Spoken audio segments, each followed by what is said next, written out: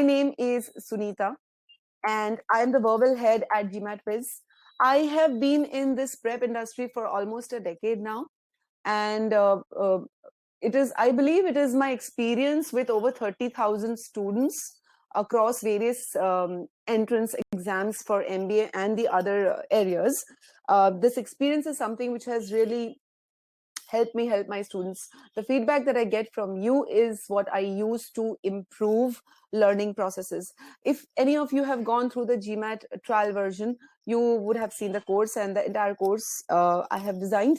And the whole thing has been possible because of the passion that I have for teaching students, the passion that I have for helping out students. I know people say that, but it's my belief that if a student has not learned anything from me in a session, that session for me as an educator is a failure.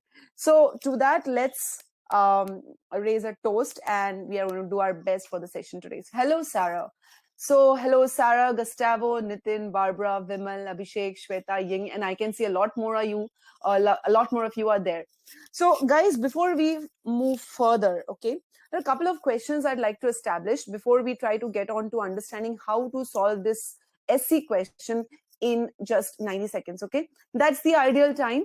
On an average, you should be able to solve an SC question on the GMAT exam between 1 minute 30 seconds to 1 minute 40 or 45 seconds. And I'm sure all of you are raring to understand how to do that. Guys, be patient is the first thing that I'll tell you. Today, we're going to talk about a process which you'll need to learn, and then only you'll be able to reach that 90-second mark. All right.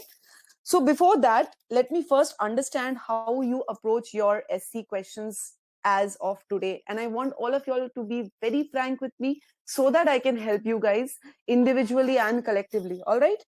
All set, guys? Let me ask you for the poll. Okay. All of you ready? Shall we get started? Yes, guys? Let me see a nice warm yes from all of you. Then I can kind of, get my juices will get going. Yes, all okay. Everybody is ready. Fine. So here's the question. Let me bring it up. And before the question, let me quickly tell you a very little about GMAT Quiz, in case you don't know. We are world's truly personalized course. A lot of courses, they tell you we are personalized, we are this, we are that, but truly personalized in the sense that each of these areas that I'm going to talk about right now very quickly is highly personalized. Okay. So let's see what it means. We have a personalized study plan, which is dynamic. It changes, guys. Okay, let me just go back to that. So usually the study plan that is drawn up for you by institutes is a static plan. If you have planned for 3 months, the plan stays that way. If you've planned for 6 months, the plan stays that way. But here at GMAT Wiz, we've got the study plan, which is dynamic. It changes with your performance and progress. Okay. And the platform's AI actually tracks your improvement. And if you are not improving in areas, because the problems students face would differ from student to student, there is a real-time intervention given by the AI and by dedicated mentors, which helps you set yourself on track. It is pointed out to you where you're going wrong, what are the concepts you're not able to understand, and where you should connect to before you move forward with the course. All right. So at every level, you will find this personal intervention by dedicated mentors, one of who is myself. And the other most important aspect of any course is what kind of score improvement it puts forward. So this is GMAT Club verified data, and it's a slightly older data, guys. So the latest is GMAT Wiz. On GMAT Wiz, our student has recorded a 121 point improvement. All right. So that is one of the best parameters for any institute. All right. So I'm not going to talk too much about us right now. You can see that through what I'm going to teach you in the next few slides. So coming up here, okay, your current approach, guys. And let me see if I have any questions. Okay, no, you guys are all being very patient with me. So thank you for that. Let me quickly ask you the question. And I want you to let me bring up a poll. Now, the question is, which of the following, okay, do you believe is most important for solving GMAT SC questions? Okay. Read the choices carefully. which of the following processes or strategies or patterns or whatever is you believe is most important? So when I say most important, it means that the others are also important, but what is most important over and above everything else? Okay, I can see the poll. So let me give you a couple of seconds more to put in the polls, because I think the polls reflect a little later.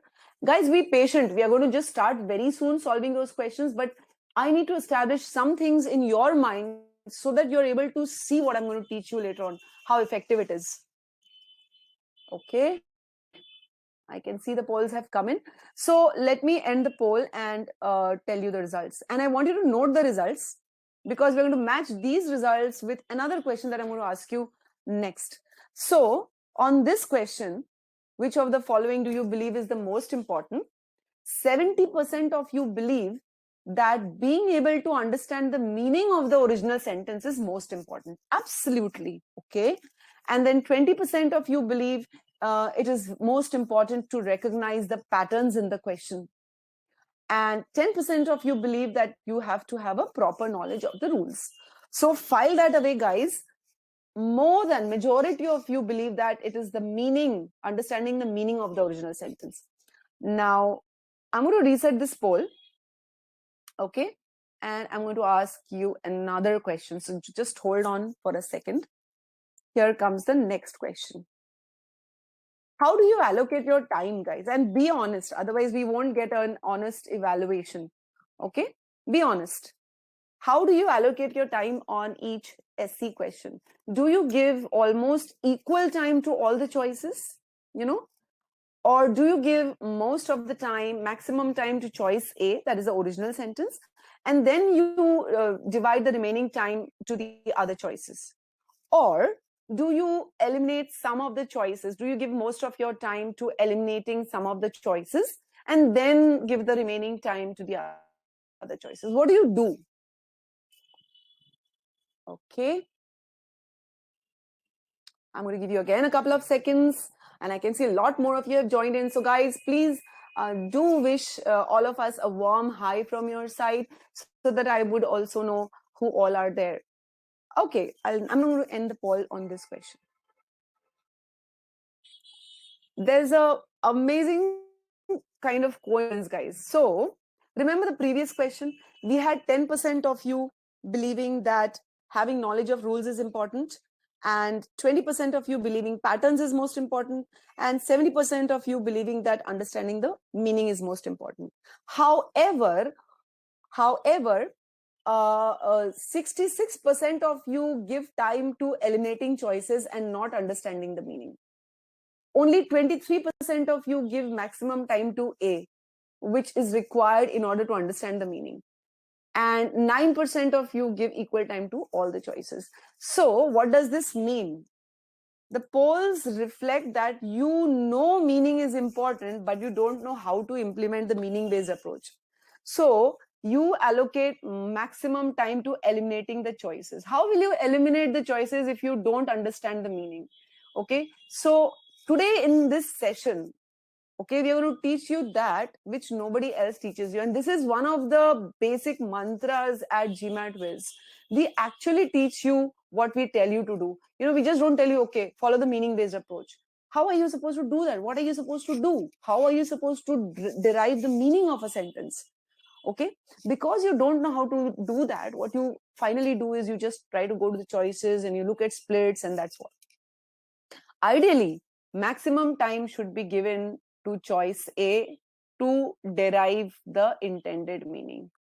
Let's call it IM. Okay, and then only once you have derived that, you move to the answer choice elimination stage, because then you will know what should be eliminated and what should not be eliminated. Okay, guys, so far, are you guys clear with what I have said? Yes, clear, guys? So as pointed out, 70% of you believe that meaning is important, but 70% of you hardly give time to choice A to understand that intended meaning.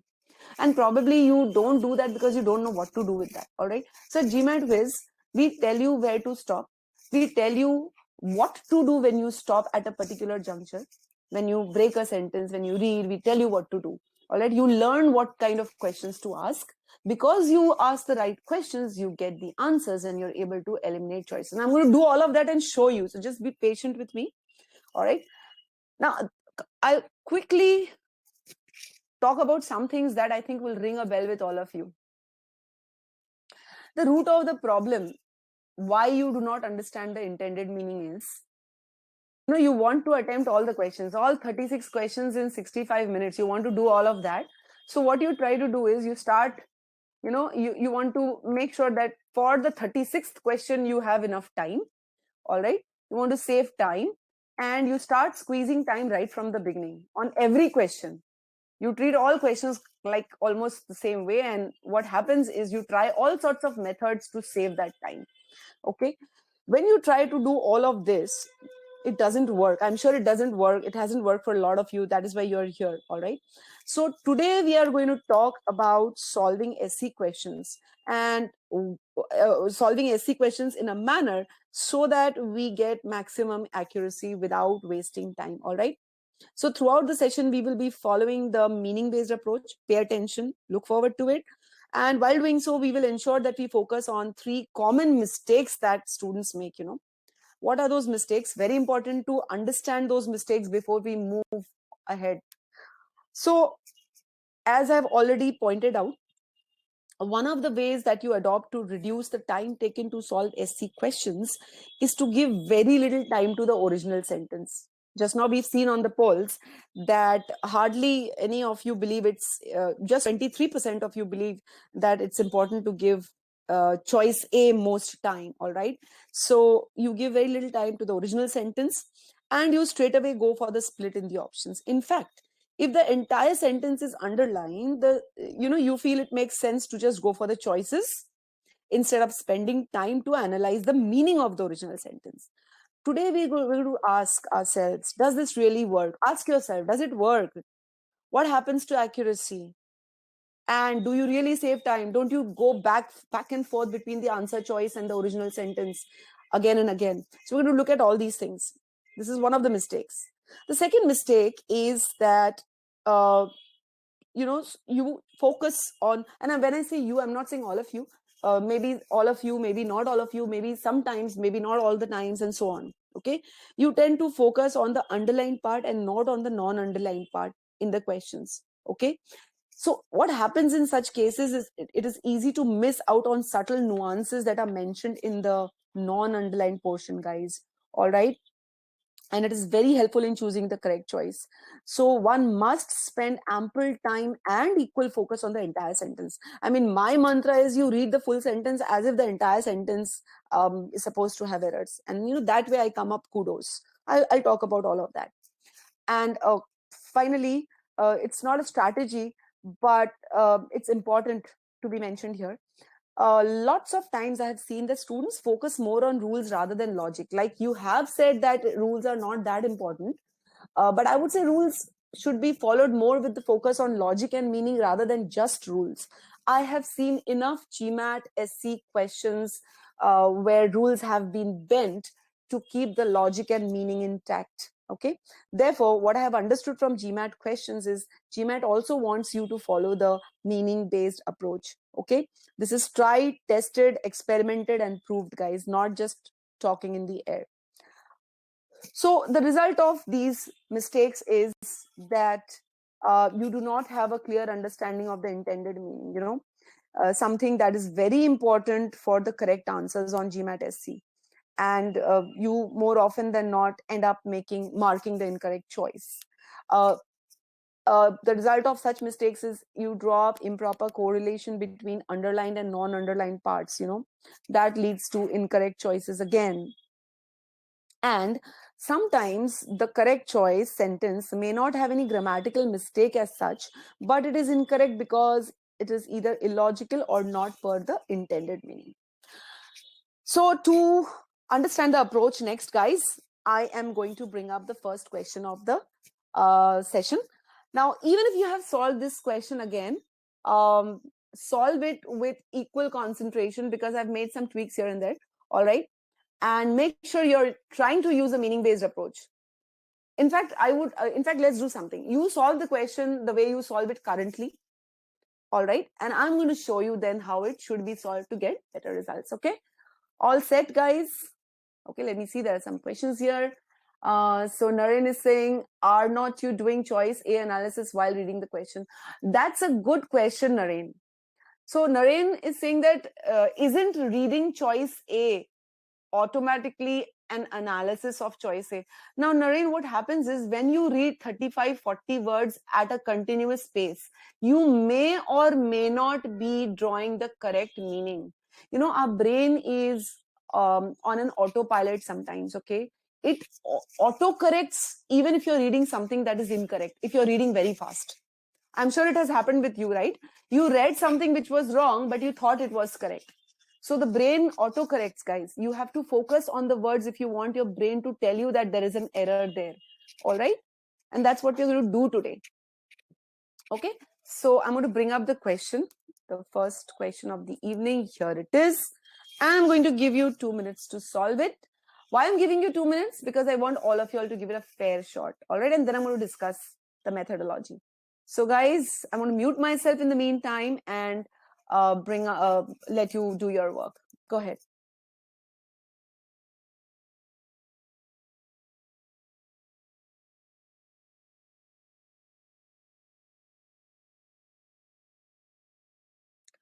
Okay, so I am going to end the poll. So if you have your answers ready and you haven't put in your polls, do that, please. I'm just going to quickly count 10, all right? Because it takes some time for the polls to reflect at my end. 10, 9, 8, 7, 6, 5, 4, 3, 2, and 1. Okay. All right. I'm going to end the poll. Fine. All right, guys. So before we begin the discussion on the process that you should follow, let me just give you one disclaimer, okay? While I am discussing the process, you might get the feeling that it's a time-consuming process. But remember, this will seem time-consuming to you because you're not following it. And I'm explaining the process. But when you do it inadvertently, it's a process that really saves a lot of time. You will reach that 1 minute 30-second mark if you diligently follow this process. The other thing is, I'm sure all of you were able to understand the meaning of this sentence, right? Okay. Yet, if you look at the polls, 12% of you have you believe that A is the correct answer. 22% of you believe C is the answer. 41% of you believe D is the answer, and 22% of you believe E is the answer. All right, so we have a varied result here, which means that although most of you would have understood the meaning, probably there are, certain twists and turns which were not clear to you. So concentrate on the process that I'm going to outline, guys, okay? And each of these things we teach you at GMAT Viz. At GMAT Viz, you would learn where to break the sentence. Now when you see me in action, you might wonder, how does she know where to break? Well, we teach you that these are the things that GMAT tests you for. So these are the places you should break, and you should ask yourself these questions. All these things are taught to you guys, all right? So I'm going to show you the process under that assumption. All right, so let me begin. And there's a request, guys. Hold on to your doubts and questions. I'm going to give you time to ask those doubts and questions, okay? Maybe your doubts will get resolved by the time I finish explaining. So the first step is that you read sentence A. You devote maximum time of your solving time to understanding the meaning in sentence A, that is the original sentence, okay, in trying to identify the error of sentence A. So sentence A is the benchmark, okay? And here is how I'm going to break and read this sentence. So the moment I read while, I actually tell myself, because it's important to remember that, okay, there is a contrast which is going to come up and I've got to keep in mind. At the same time, I also tell myself while could also be telling me about the time frame of two activities. So I keep my mind open so far. It costs about the same to run nuclear plants. So very quickly, as I have been taught in GMAT Viz, I ask myself, what costs What costs about the same to run nuclear plants? So far, we don't have any noun that it could be referring to. So I tell myself either a noun is going to come up later, or it could simply be what we call a placeholder. A placeholder is like a pointer. We say, na, it is 2 o'clock, it is raining, it is time for bed. So there, it is not referring to any particular noun. It is just being used as a pointer, or as we call placeholder. So perhaps it is a placeholder. So it costs, okay, about the same to run nuclear plants. And I'm asking myself the question, same as what? Okay. See, so when you ask this question, you are kind of preempting what is to come next. As other types of power plants. Okay, so I am now comparing costs the same as other types of power plants. So am I comparing costs? Sorry, guys. I'm comparing cost with power plant. This is incorrect. Okay. Ideally, we are supposed to compare it costs about the same to run nuclear plants as it costs to run other types of power plants. This is what I want to say. But I am actually comparing the cost. So the cost is the same. I'm going to outline it for you. The cost is the same as power plants. See? So if you're breaking and reading, if you are deliberating and reading, you will notice the error. Otherwise, you won't. Your brain will tell you, yeah, everything is hunky-dory. And that is, I think, what happens most of the time. You're reading it in such a flow that your brain is auto-correcting things. You're understanding the meaning, but you're not really understanding it. This sentence is not saying what you think it is saying. All right. So I already have pointed out an error that, okay, we are supposed to compare the cost of running nuclear plants to the cost of running other types of power plants. All right. So therefore, clearly now I know there is a contrast that is going to be drawn up. So while the cost of running nuclear plant is the same as the cost of running other types of power plants, let's see what else. I'm expecting an independent clause after this dependent clause. It is the fixed cost. Again, I have a it here. And again, I ask myself, what is this it referring to? Again, I don't have any, so far I don't have any noun antecedent, and I tell myself, maybe here again I have a parallel placeholder. It is the fixed costs, all right? So what about the fixed costs? That stem from building nuclear plants, okay? So that is referring to the fixed costs, and that stem is a verb for fixed cost. So this is plural, okay, it's matching. So it is the fixed costs. Which fixed costs? That stem from building the nuclear plants. Okay, what do these fixed costs do? That makes it. Now this second that, what is this referring to? It is written next to nuclear plants. So is it the nuclear plants that makes plants is plural, makes is singular? Doesn't work. So here again, I can clearly see there's confusion here. I think what this portion was trying to tell us is it is the fixed costs, it's the fixed costs that make something. All right. So it is the fixed costs that make it. Now again, another it. My God, this question is full of its. So here the it doesn't look like a placeholder. Why? For one thing, it's not at the beginning of a clause. For another thing, something is being made more expensive, right? So what is that thing? Makes what more expensive? Makes what more expensive for them? This them probably is referring to nuclear plants. So that fixed cost makes something more expensive for the nuclear plants to generate electricity. No, all of this sounds incorrect. Lots of errors, lots of logical errors.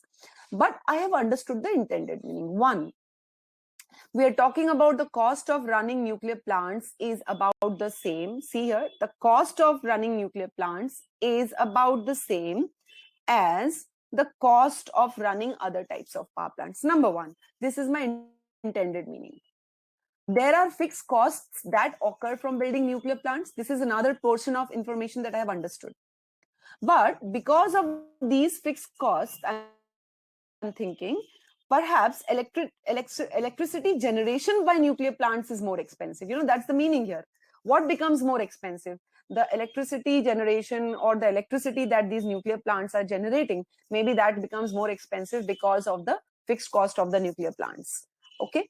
So did you follow this approach, guys? Let me ask you this question. Let me reset the poll and ask you this question, guys. Did you follow this approach? One second, somehow. Yeah. Were you able to follow this approach, guys? If you have any questions related to the analysis, please ask. Okay. You've seen where we are breaking, how we are breaking. I can see the question thing is a little, let me reset the poll, guys. So my question for you, for the poll which I'm bringing up, which I'm going to bring up is, did you follow how I connected the different parts of the sentence to derive the intended meaning? Did you follow how I broke, how I asked the questions, how I tried to contextualize? Okay. Now, I understand this process is new for you, but believe me, it's one of the best things that you could learn and do for yourself. Some of you are saying you were not able to follow. Guys, tell me which portion you were not able to follow. And I'm going to explain a lot more other questions to you so that you can follow those. So we broke at different portions and we asked ourselves questions while, okay, contrast. A contrast about what? Costs about the same. It costs about the same to run nuclear plants. Okay, same as what? The cost of running nuclear plants is the same as what? So probably same as the cost of running other power plants. Okay. So while the cost is same, the running cost is same, it is the fixed cost which makes the difference. That is what is being said here. Okay. So guys, you can ask me questions. I can see some of you have questions there.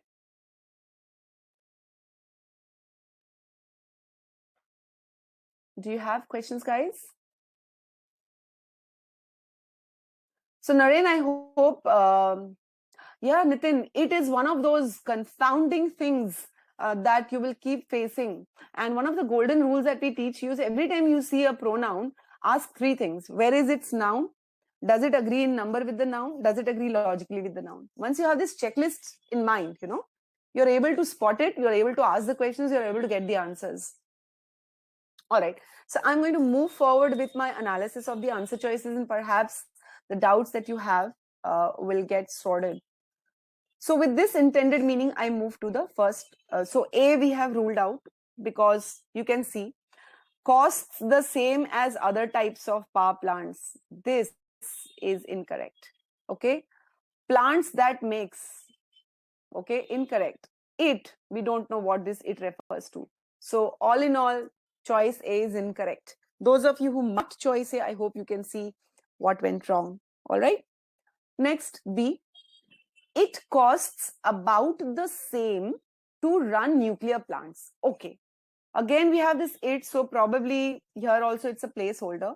So we're saying it costs about the same to run nuclear plants as, here it should have been it does to run other types of plants, but we don't have that.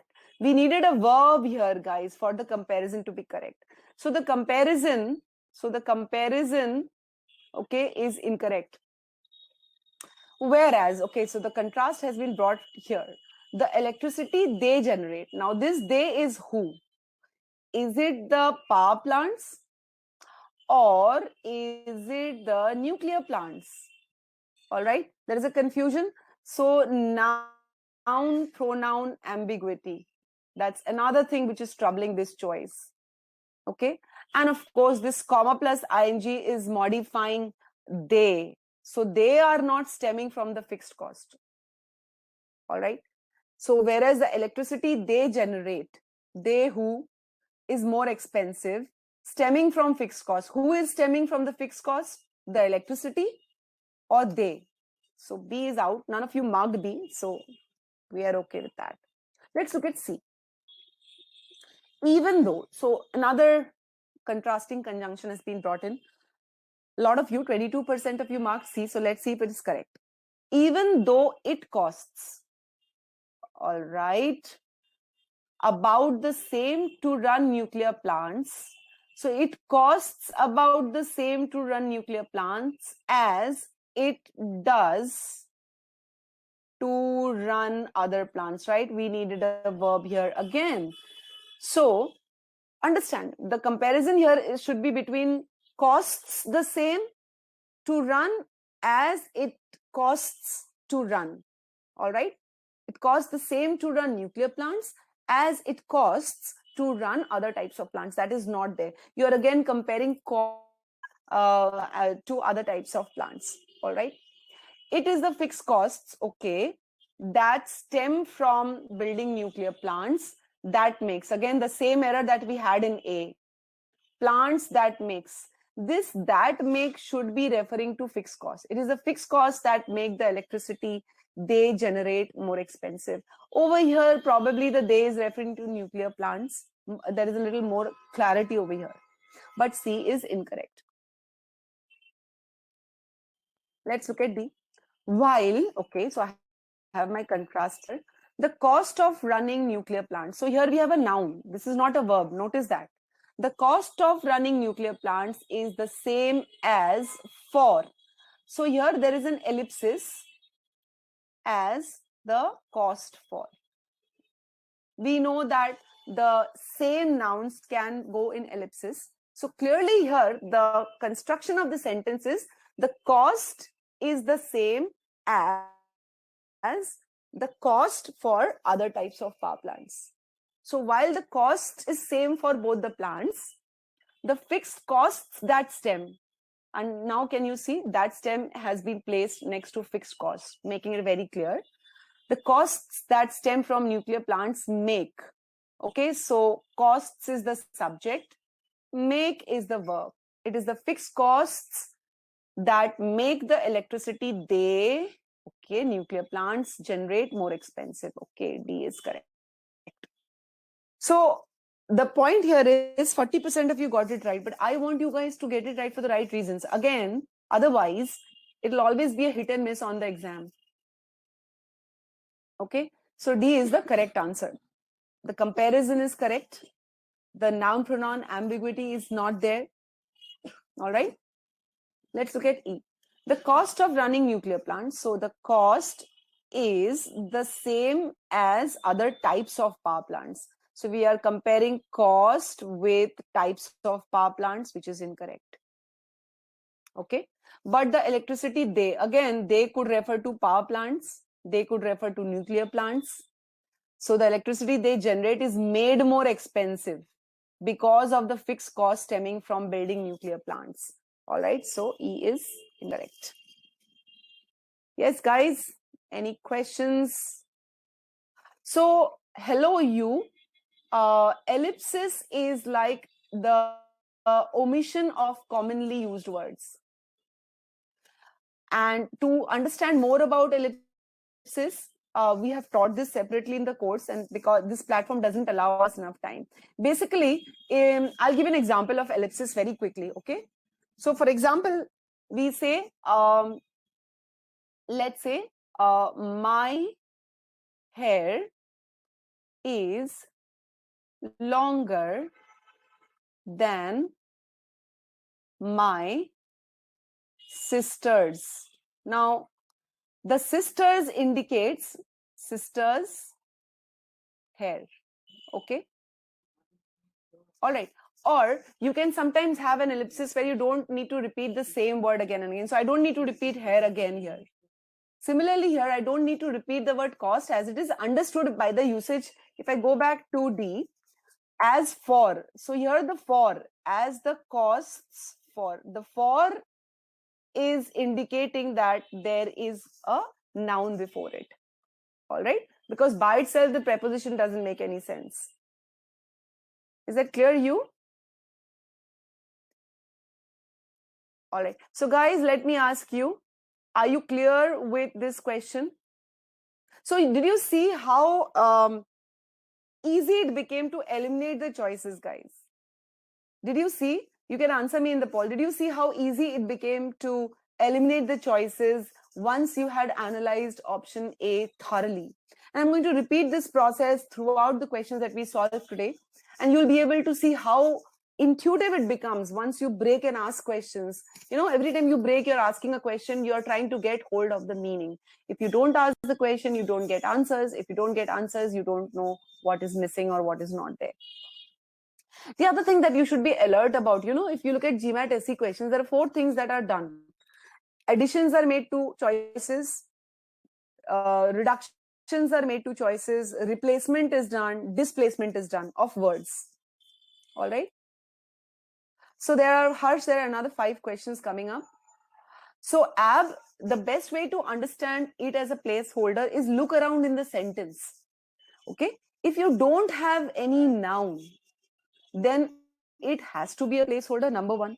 Secondly, it is used as a, you will recognize it as a placeholder when you see that you are just pointing out a fact, you know. So whenever you're pointing out a fact, it is, you can say that it is a placeholder. So Vipin, it is, where do you want to write it is? It is, which choice did you want to write in? It is.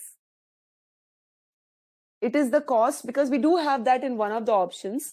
It is the cost. No, we don't have that in any option, right? Well, it will depend in the Vipin. So whether we can write it is or not will depend on the rest of the construction. Okay. Suppose, for example, you want to say that, okay, I think you wanted to after as, all right, so in any of the options. Okay, so let's try that in D. While the cost of running nuclear plants is the same as it is, you could, but that's redundancy. All right. Okay. So let me just quickly see, do I have any other questions? No. And all of you, I think, are ready for the next question. Here comes the next question. Now, the way you saw me break and read, try to do that. All right. Remember, guys, during the learning phase, okay, during the learning phase, it is important to spend time to get hold of the process. Once you get hold of the process, then you master the process. Okay. And how do you master the process? You need to read solutions which are written like this. So in at GMAT Wiz, each of our questions on the platform, you know, the question bank, the practice quizzes, everywhere, each of the questions solutions are written out like this, so that you can test your process, whether you're able to follow the process or not. You can test it by checking against the kind of solutions we provide you. All right. For OG questions as well as our own questions. Okay, so let me bring the next question up. Here it comes. Here is the next question, guys. Your time starts. Okay, so I'm going to start my countdown. 10, 9, 8, 7, 6, 5, 4, 3, 2, and 1. Okay, so I've got 12% of you who believe A is the correct answer, 9% of you who believe B is the correct answer, 31% of you believe C is the correct answer, 6% believe it's D, and 40% of you think it's A. All right. So I am going to, so there is a lot of variety, I mean, variation here with the running clearly between C and E. And let's see what's the correct answer. You'll be all surprised, I think, with this. So pay attention to the process again, guys. Okay. And I actually sometimes, you know, get carried away because this platform is giving me too little time to explain to you the way I would love to explain, you know, and all of that detailed understanding is done at the GMAT Quiz platform. So anyways, let's get going. Okay. As an actress and, okay, so I stop here. Now, the role of as, you know, so we use as for comparison, we use as for, you know, giving a reason. We also use as when we want to kind of give a time factor, you know, simultaneous time factor. Here, if you look at as, we call it as is being used as a role played, you know, role player. So you're saying as an actress, so somebody in the role of an actress. And more importantly, so apart from in playing the role of, I mean, I'm not saying playing in the role of an actress, it's like as a, in the capacity of an actress, okay, by being an actress.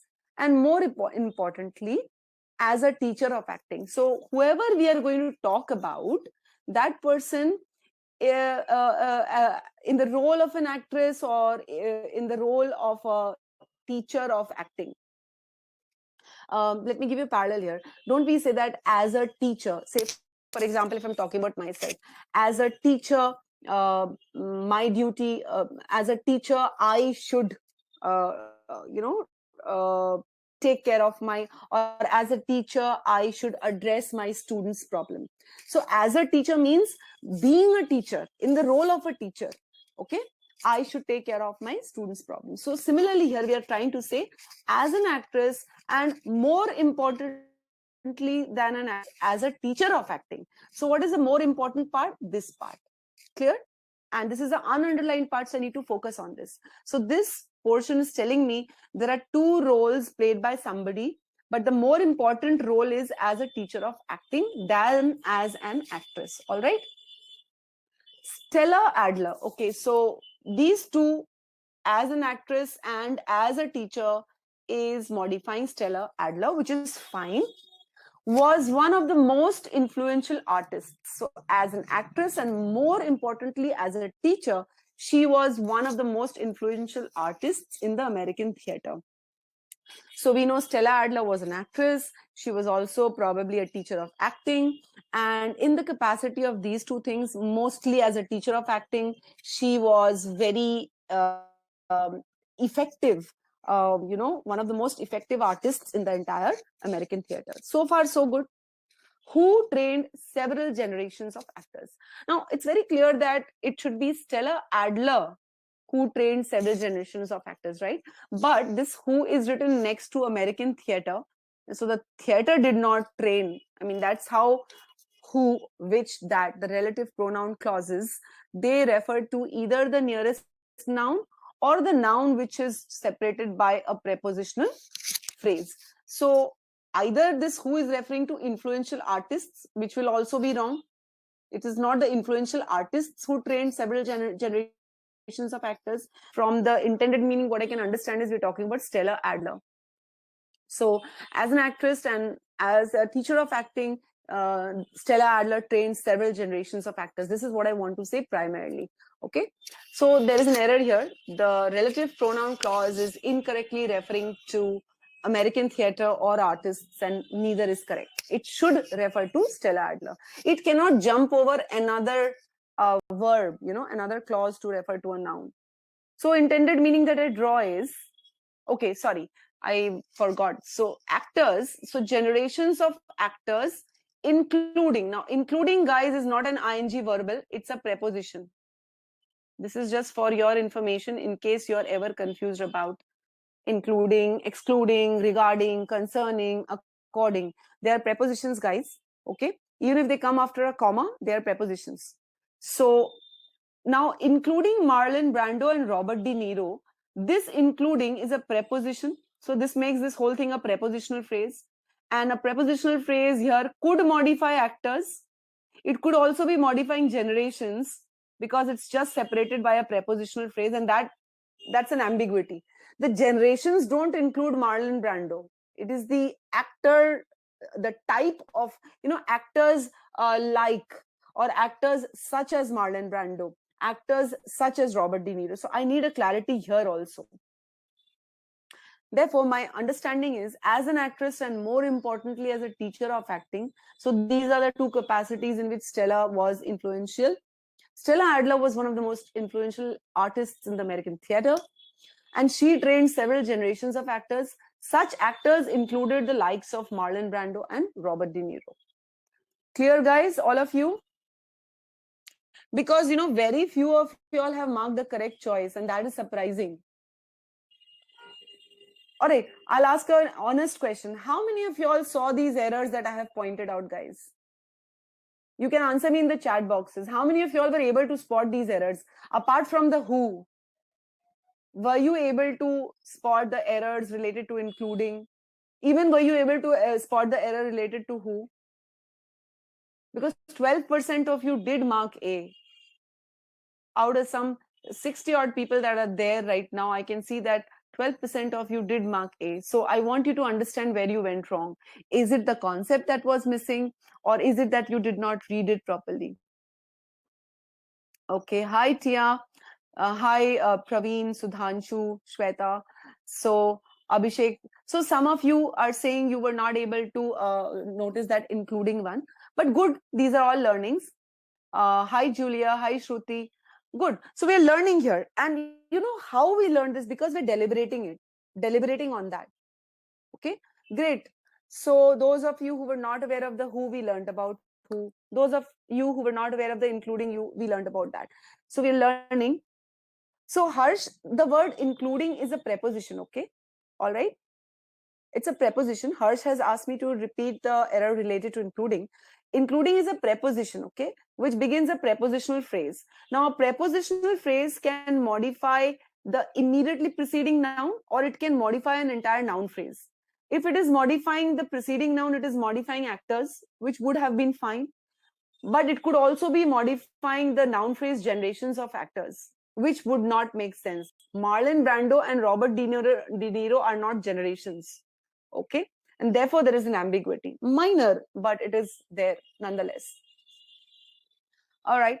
So, all this you are going to be able to do if you are stopping at the right points, if you are breaking and asking questions, if you are contextualizing. All right. And these things you will be able to master if you're looking at solutions made that way for questions that you do. Anyways, so let's go to our answer choices. So A is incorrect as out because of this who and because also of this including thing. Let's look at B. So I'm going to place it in the context as an actress and more importantly as a teacher of acting, Stella Adler. So okay, that part, the ununderlined part, is correctly modifying Stella Adler. Stella Adler was one of the most influential artists in the American theater. So till here I have no issues. Comma plus ing. Okay, now comma plus ing. So you have a clause, which means you have a subject and verb. Then you have a comma. Then you have an ing, which is not a verb but a verbal. So this means that this ing is giving you more information about the verb, and this ing should also make sense with the subject of the verb. So it's giving you more information about the verb. So what is the verb here? Was. All right. Was means like it's a being verb. It's a state of being verb, right? So by being one of the most influential artists, she was training several generations of actors. The outcome of being an influential artist was that she was training several generations of actors. Who was training? Stella Adler. Okay, correct, perfect. So B makes sense. Okay. Moreover, let's come to the end of it so far. Generations of actors whose ranks. Now, whose is a relative pronoun and whose is going to refer to the nearest noun, actors. Okay. So the ranks of these actors included, when we say whose ranks, means we are saying whose types or sorts included Marlon Brando and Robert De Niro. Therefore, it's correct. All right. Any questions here, guys, related to B? Very few of you marked B. I think just 9% of you marked B. Any questions you have, guys, here? I'm going to give you a moment to type your questions. So if you have anything related to any of these portions, let's have a quickie on this. Let's quickly talk about it. So Mac, you were asking about the correct answer on the first question. The correct answer on the first question was option D. D for Delhi.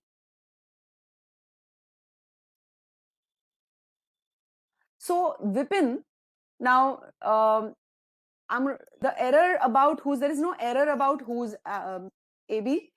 Whose is correct here. Whose refers to actors.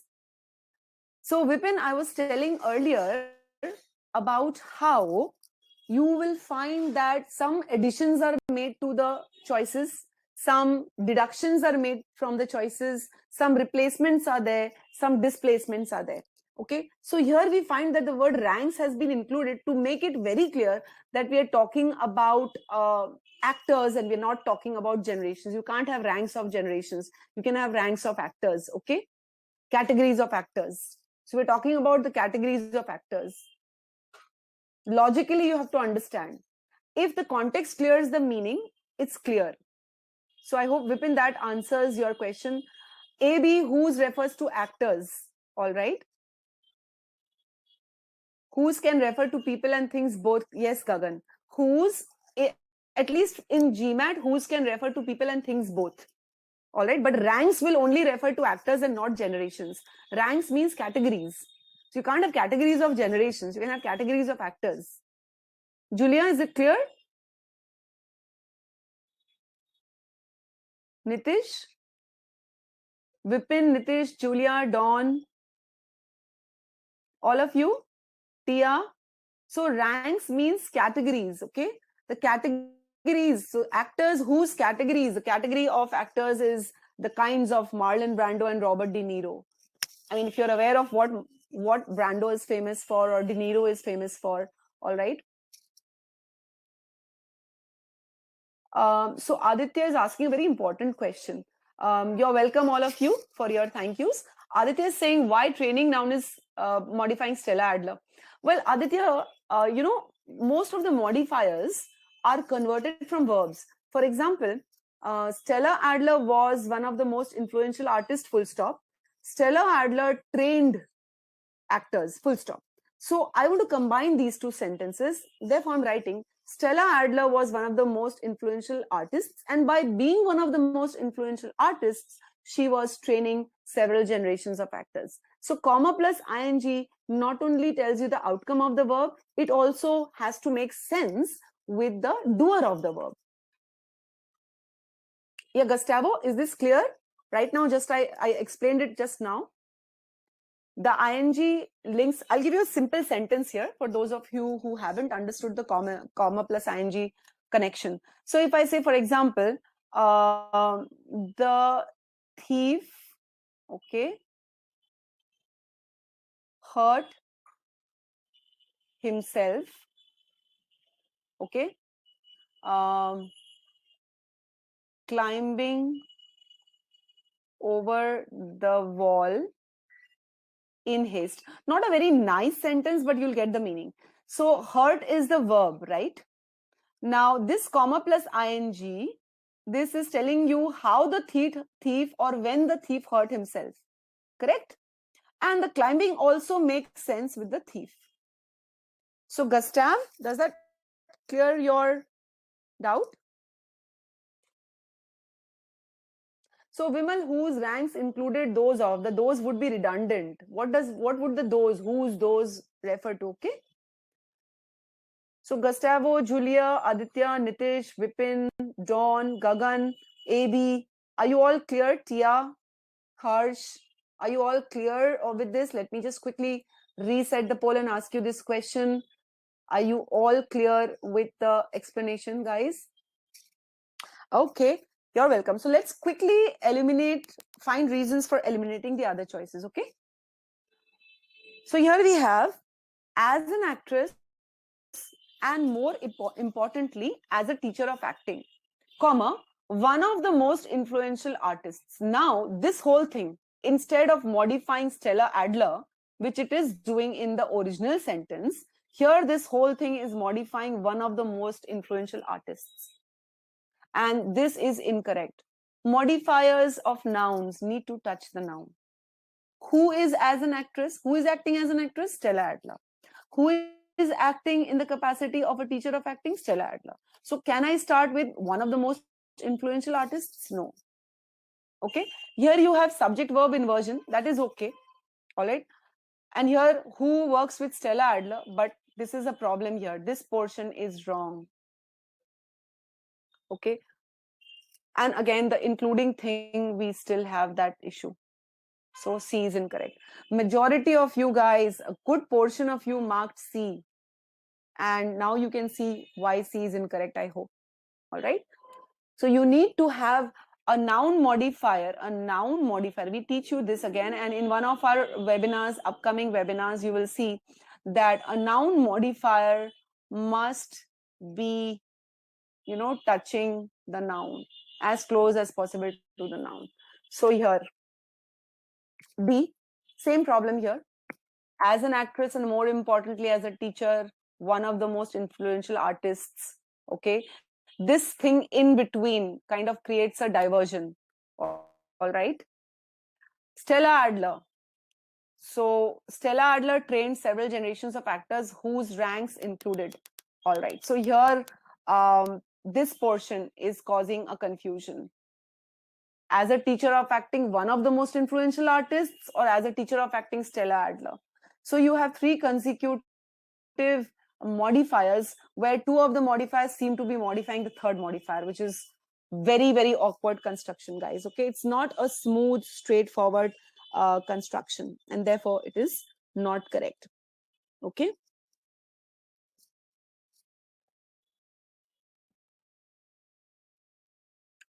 Let's move to E. As an actress and more importantly as a teacher of acting, Stella Adler trained several generations of actors who include, or so here we are. Now here there's a problem, guys. The meaning is changing. What we wanted to say was she was one of the most influential artists, and by being one of the most influential artists, she was training. Over here, this becomes a non-essential modifier. Can you see this? Non-essential modifier means this, even if you remove this, your sentence should maintain the intended meaning. So if I remove this, what it means is, as an actress and more importantly as a teacher of acting, Stella Adler trained several generations of actors. There is a distinct change in meaning, which is what we are going to use to rule out our choices, guys. So again, 40% of you marked E as the correct answer choice. All right. A non-essential modifier is usually placed within commas. Let me call it non-essential modifier.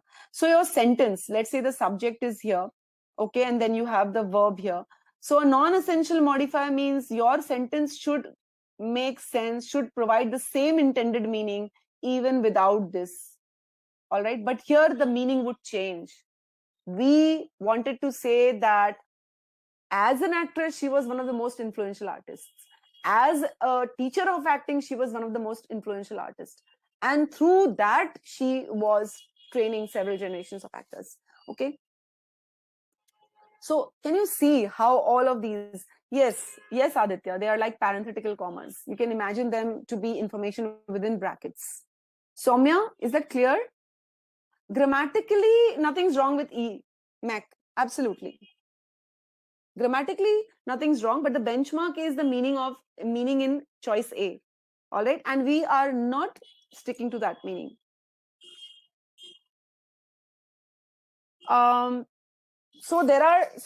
Gustavo, if I provide an extra meaning right now, we will lose out on time solving the others. Wait for my session on modifiers. I think it'll be if you just register at that link, you'll be able to get the entire session calendar. And there is this session on 7 modifier mistakes, and they're going to be really important. There I'm going to explain more about this non-essential modifier. All the questions, Aditya, are 700 plus level questions. All right. Okay. So, Mac, you will be able to access the portion if you register on the link that is there on the sticky message on top of your chat box. Okay. That way you will get the notifications and links to the recordings of these sessions. All right. So, Gustavo, I'm going to try to point out if we come across any such modifiers in the session. All right. So I'm going to bring up the next question, guys. Let's get set and get going. Here's the next question. I'm just going to mute myself. and just asking if that is helping you. All right, so Shweta is saying she was breaking and reading, and I hope, Shweta, that helped you. So the others also, Gustavo, Mac, Aditya, Bijoy, Shaumya, Nitish, Gagan, Fimal. Then we have Nitin, Vipin, Julia, Dawn, AB, Harsh. I hope you guys were also trying to, Shruti, you were trying to break and read, They are all 700 plus level questions, Nitin. That's how I select them. Now, the point is that within a 700 level question, you might have a question which is very hard and a question which is just hard. All right. Because in GMAT, I'm going by the logic of GMAT Club. So wonderful. I can see a lot of yeses there to my question. Thank you, guys. And I'm going to end the poll now. So, okay, Harsh, it's nice to know that the method is helpful. And I mean, for me, it's not that just because I teach that and the method is something that GMAT Wiz does. It's something that really works, and which is why I'm so convinced that it's helped so many of my students to jump from a score which is as low as V26. If you go to the GMAT verified reviews, you will see that scores which are as low as V26, V5, jumping to a V37, V38 even in just a matter of months. All right, not even months, even just a month. Okay, thank you, Mac. All right, so let me quickly, without more, I talk a lot, I think. Let's get started with analyzing this. So again, we teach you that, in case you don't know that, unlike is always used to compare nouns. All right. So unlike X, comma, Y, where X will be a noun which you can compare with Y. Say, for example, if I say, unlike apples, comma, guavas. Okay. I can't say unlike apples, the seed of something. So apples and seeds are not comparable entities. Apple and guava, two fruits, are comparable. All right. So unlike is used to compare nouns to bring out the difference between nouns. So here, when I read this portion, I tell myself the comparison that is being drawn is between what? Let me see. Unlike most, that means majority of other mergers. So this is the noun. Unlike most other mergers, where in the utility industry. Now, this is modifying most other mergers in utility industry. Now, when I read this, I'm like, suppose if I say, unlike most action movies, comma, this movie. So that means this movie is also an action movie, but it is something very different. So I'm also thinking, unlike most other mergers, probably I'm going to talk about some merger which is different. That is what I'm anticipating. I'm asking myself, okay, what merger are we going to compare this other mergers to? So unlike most other mergers in a particular industry, which have been driven. Now, Gustavo, if you notice here, there is a comma and here there is a comma. So this entire clause, from which till areas, is a non-essential modifier. And what is it modifying? Which have been driven. What have been driven by the need to save money? Let me ask that question. Now, the industry cannot have been driven because industry is singular. So this which is referring likely to mergers. Now, this is where GMAT considers this correct. The which can refer to the nearest noun. The which can also refer to a noun which is separated by a prepositional phrase. But the context should be very clearly telling you what that which is referring to. So over here, very clearly, I can make out that other mergers have been driven by the need to save money. And other mergers have been driven by the need to save money and extend companies' service areas. Okay, so that's a non-essential modifier. So I have to resume my sentence imagining that this non-essential modifier is not there. So unlike most other mergers in the utility industry, what? The merger of, there I have it. So unlike most other merger, this particular merger of what? Of, number one, nations, leading gas. 1 minute. I have a merger. So a merger has to be between two. And here I have a merger of nation's leading gas and electric. So are we saying this is one company, gas and electric company? Are we saying it's the leading gas and electric company? Is the same company dealing in gas and electricity? I don't know. I need to have very clearly two entities that can be merged, a merger of X and a merger of Y. And clearly here that there's an ambiguity surrounding that. I mean, it seems as if the company itself is merging itself, which is like ridiculous. So the merger of the nation's leading gas company probably, and the merger of another electric company. So some leading gas company and some particular electric company of the country, they have been merged. So unlike other mergers, this merger, so I know that there is an error here, is intended to. Now is a verb. What is intended? I ask myself, the merger. Okay, so subject verb agrees. The merger is intended to create a huge marketing network or attention, and a marketing network for the utilities. Okay, so we have the mergers in the utility industry. Therefore, this merger is intended to create a huge marketing network for the utilities related to this. In question, the utilities in question are gas and electricity.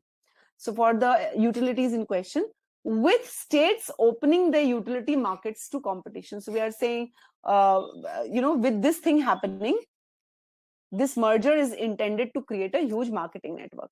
So the intended meaning that I'm drawing here is majority of other mergers in the utility industry have been driven by the need to save money and extend company service areas. Unlike those mergers, the merger of the nation's leading gas company and a certain electric company, that must be a separate company, is driven by something else. Okay, so this merger is intended to create a huge marketing network for the utilities in questions, while what happens, the states open their utility markets to competition. So ideally, with states opening, I'm not really troubled by it, but I should have as or while, which would say while this is happening at the same time. Okay, so far are you guys clear? Do I see any questions?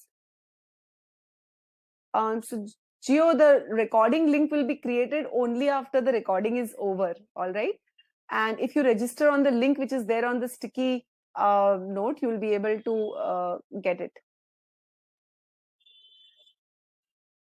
Okay, hi Carla. So yeah, it should be mergers, absolutely. So any questions, guys? By now, those of you got it right, you would know you have got it right. So 3% of you marked A. A is not the correct answer.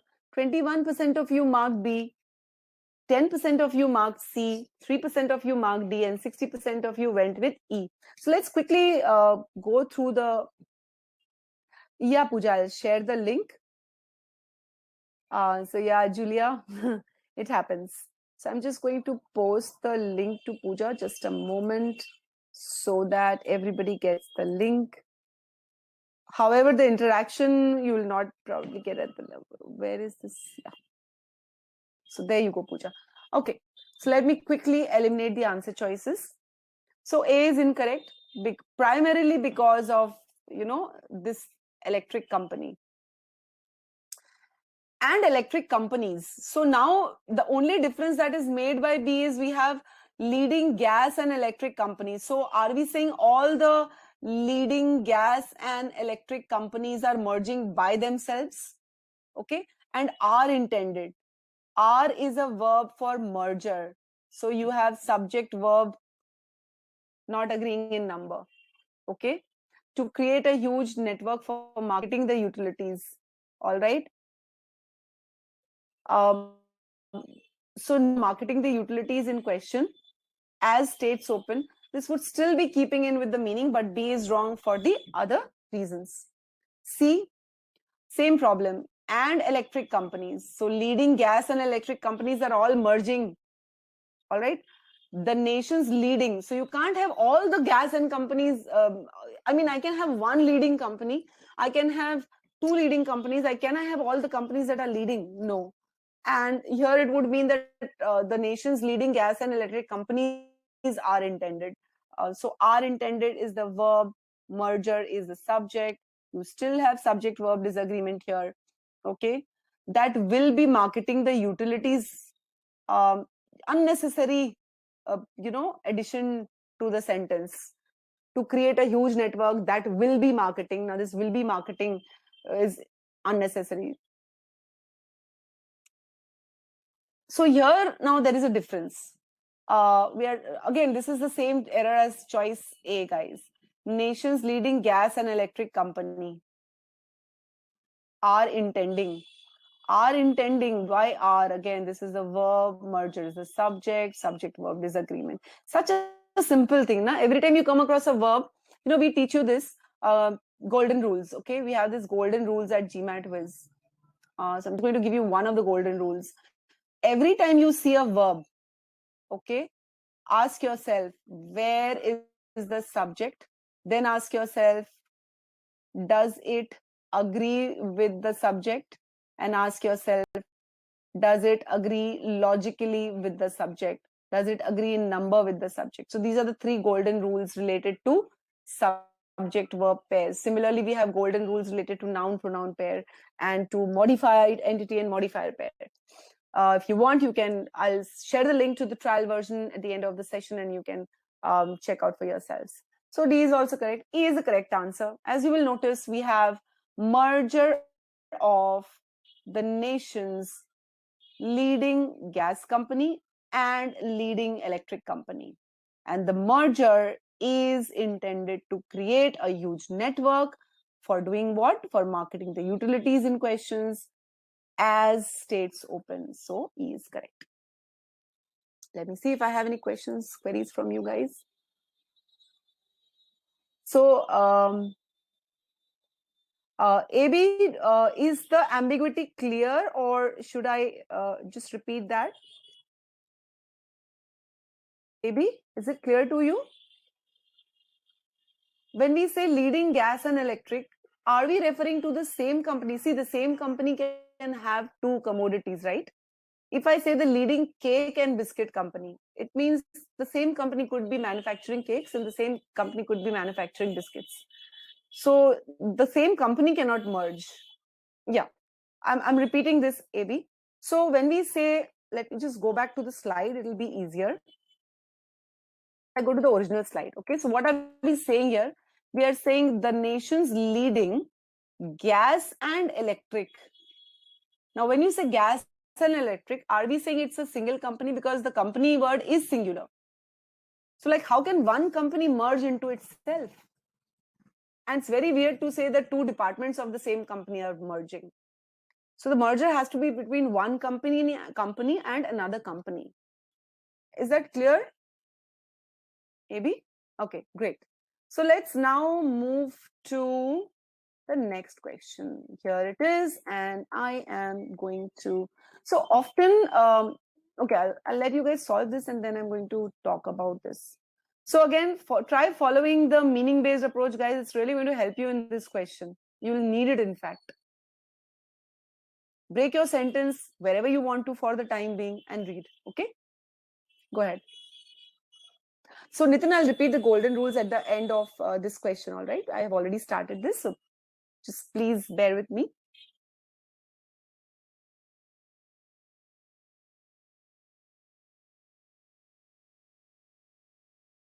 Please do so. And there's a very important lesson to be learned from this question, guys, in case you haven't noticed. So here goes my countdown.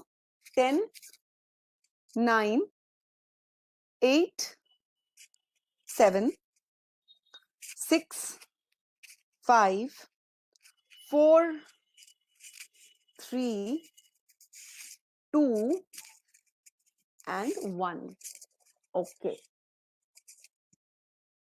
All right. So I'm going to end the polls. All right. Now, can any of you tell me what's wrong with the original sentence? I mean, did you notice something especially wrong with the sentence? I'm not talking about grammatical errors. Did any of you notice that something else was wrong with the sentence? None of you have marked choice A, so therefore it means all of you have pointed out some error. But so Harsh is saying idiom. So Harsh, I'm not talking about the idiom. We all know that the correct idiom to be used is so that. Fine. And that's not the only idiom. You have lots of other idioms like that. You have so as to, so as not to, so x as y, and lots of such idioms are there. But the idiom is not the issue here. Can you point out? Because again, that's a learning. You never know when you are going to come across this kind of error. No, Julia, it's not just about so that. I understand there are grammatical errors, but I'm not talking about the exactly. Hi Solomon, he's right. I'm assuming it's a he. Sorry, forgive me if it is not. So Solomon is right. He's saying that it doesn't make sense. Absolutely. The original sentence is an illogical sentence, guys. Okay. And the learning from this sentence is, what do you do if you come across a sentence which is illogical? You can try to derive a sentence where the intended meaning from a sentence which is correct. But if it is illogical, what do you do? Yes, Vimal, absolutely. It isn't logical towards the end. Okay. So indistinguishing might be better. Well, yes. Unable, yes. So all of you have got onto it little bit, but primarily there is a error in logic, and we are going to see that. So Praveen, Nitin, Vimal, Nitish, then Solomon, Julia, all of you are right. It is okay. The basic, but the thing that I was looking out for is mostly about it does not make sense, as Solomon says. Let's see how. So a new study suggests, so okay, we're talking about what is being suggested by a new study. All right. What is this? So this that is a connector here. It is connecting, suggests the verb. So a new study suggests is a clause being connected to another clause. Now, what is that which this study suggests? The conversational pace of everyday life. Now, let's say I don't know what this means. Conversational pace of everyday life, when we try to simplify it, what it plainly means is we're talking about a certain pace, speed of life. So let's say the pace of everyday life may be so brisk. The moment we have this so, now so tells us about the degree of something, degree of, let's say, x. Okay. So something is so excessive that, all right. And here we talk about the expected idiom. So x, that y. But I'm not going to look at the idiom part, guys. I'm going to look at the meaning.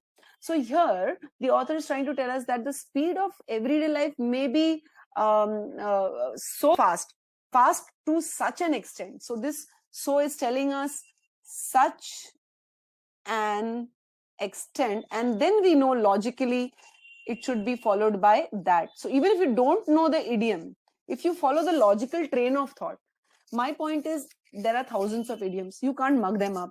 Idioms are culture specific. So different idioms are used in different countries, in different languages. You cannot mug them up. So I always try to, and at GMAT Viz also, we always try to push you towards the meaning part. So when you say everyday pace of life may be so brisk, you are saying brisk to such an extent that, so that should come. But that never materializes. I'm missing the that. Okay, so brisk, it, so I'm going to ask myself, so one, the that is missing here. Okay. Two, what is this it referring to? It hampers. So this it can, now life cannot hamper the ability. So probably it is the pace. So if the pace is so fast that it hampers, that means it hurts the ability of some children. Okay. Ability of some children, ability for. So ability, let's say you don't know that ability for is correct or ability of is correct. Let's say you don't know. At this point, you don't know. So we hold on to that thought. Okay. In case you know that ability for is not used in every context. We usually talk about ability to do something, all right, or ability of doing something. So anyways, it hampers the ability of children, and this ability is distinguishing discrete sounds and words. So what is this ability? Ability ideally of differentiating, making a difference between different sounds and words. All right, so this whole thing, it hampers the ability of some children, and we are talking about what kind of ability. And the result is, so result of, I'm going to ask myself, of what? Result of what? This hampering, right? So if the ability of children to differentiate between sounds and words is hampered, what is the result going to be? Is the result going to be make sense of speech? So can we make sense if ability is hampered? Can we do that, guys? No. Okay. If the everyday pace, the pace of life hampers the ability of children, then the result is not going to make sense of speech. The result will be that the children cannot make sense of speech. All right. And therefore, it is incorrect. So the intended meaning here was, a new study suggests something about the conversational pace of life. Okay. The pace may be so fast that the pace hinders the ability of some children to differentiate between different sounds and words.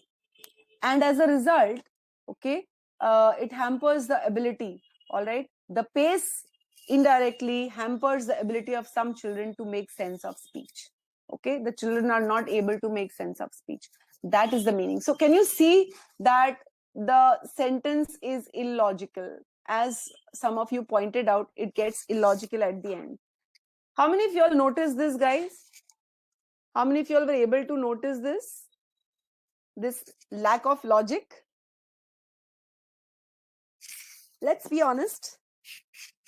It's okay to admit that we did not notice. I still make mistakes sometimes, you know, if I'm not careful, if I'm not breaking and reading the sentences. That's a very honest admission. So I know, I'm very convinced that this method works. Yes, how many of you all noticed that logic error? So some of you did, I know already, and the others, did you or did you not?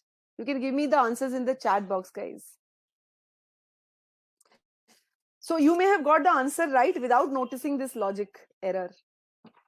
All right, thank you, Shweta and Julia, for being honest. Very good, thank you very much. So you can see that, you know, you might so easily have gone wrong if you did not notice. And this is what you need to, this is why you need to break and read. This is why you need to have that intended meaning approach. You have to master that approach. Okay, wonderful. For the others who did notice, great. So most of you got it right anyways. So A is incorrect as pointed out, guys. And if you look at B, we have the that.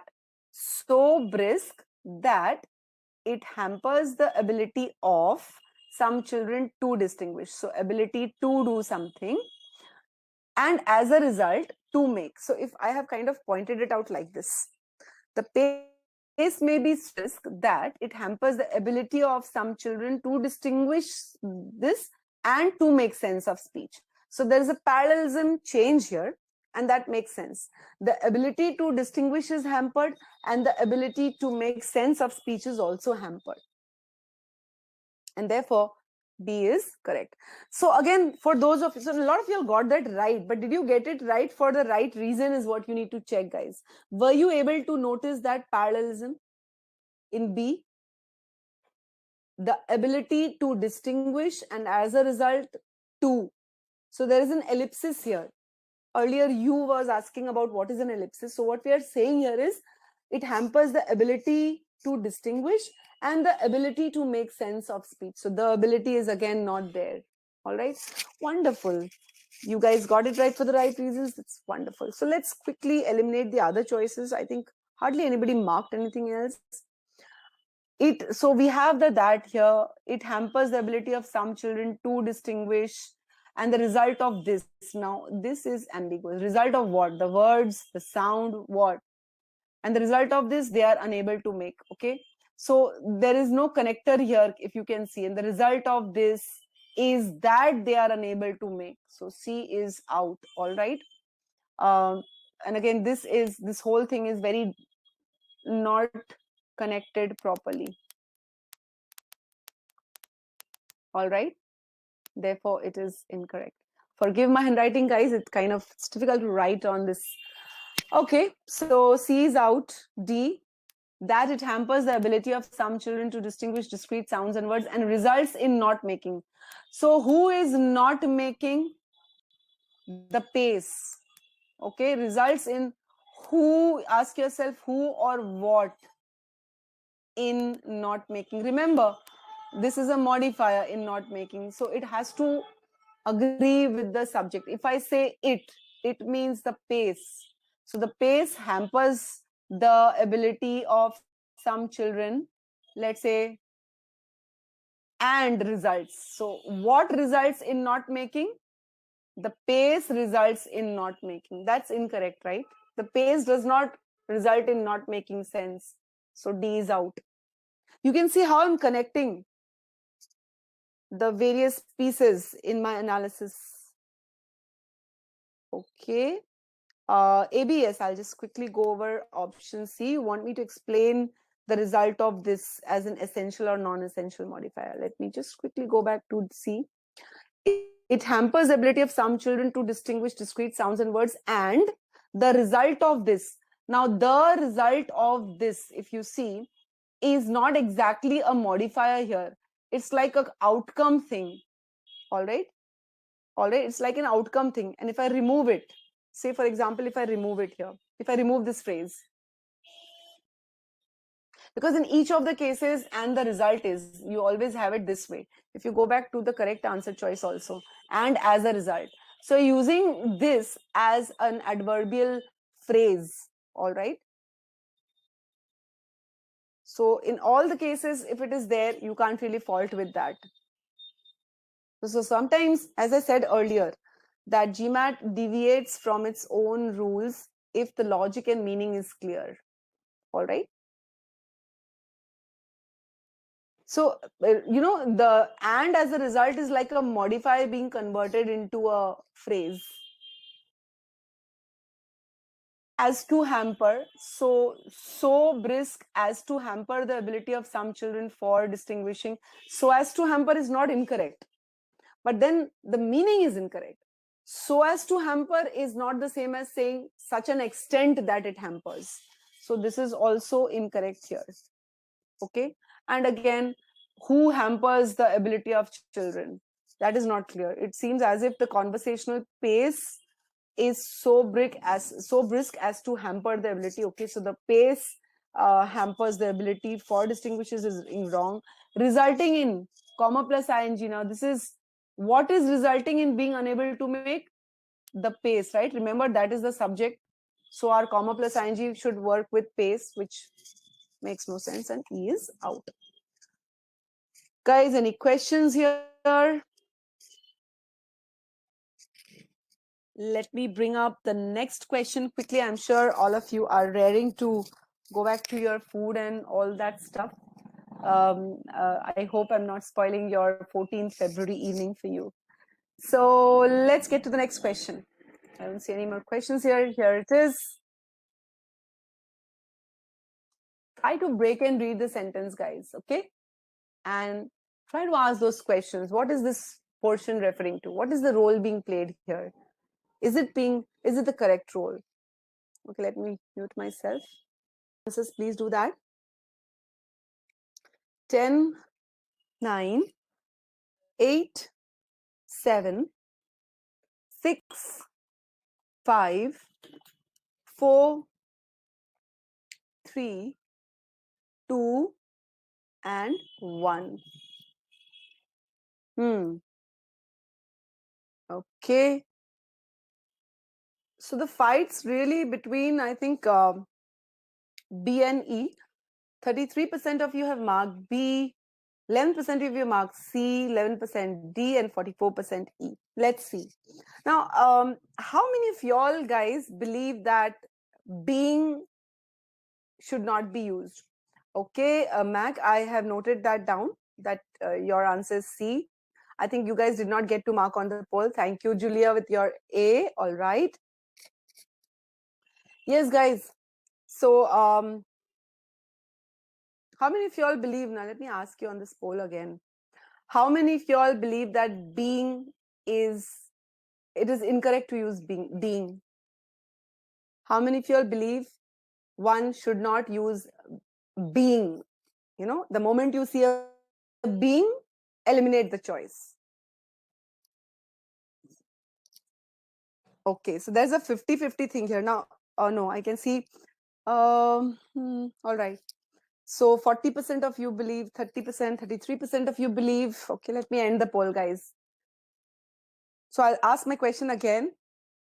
How many of y'all believe that being should not be used? I mean, GMAT does not use being, or if you see a being in a sentence, it should be ruled out immediately. So Harsh is saying it could be used as a participle, which means you can use it as a modifier or as a noun. That is a gerund. Harsh, I have also seen GMAT questions using it as a verb. So I would say, guys, just because you see a being, don't rule it out. Okay? Being is the participle or the ing form of is. Okay? For example, if I say being an Indian, I should honor the, let's say, the rules of my country. It's perfectly right. What's wrong with that? So the meaning should be logical and clear. Okay. So let's see, as Harsh pointed out, we can use it as a noun, we can use it as a modifier, we can also use it as a verb where the verb makes sense.